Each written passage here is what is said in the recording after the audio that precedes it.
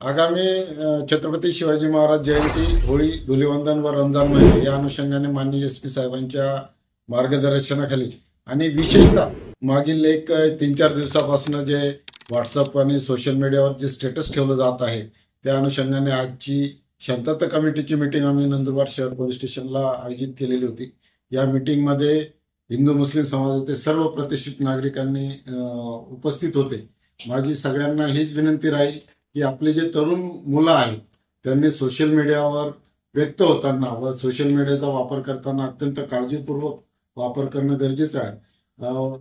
जाती तेढ निर्माण होईल किंवा आक्षेपार्ह स्टेटस ठेवणे हे कायद्याने गुन्हा आहे आणि ते जर असं करत असेल तर त्यांच्यावर 100% कडक कारवाई, कायदेशीर कारवाई आम्ही करू।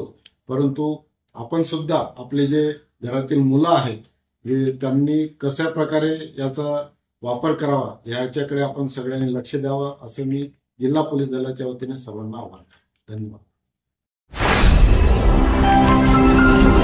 Speed news Bharat.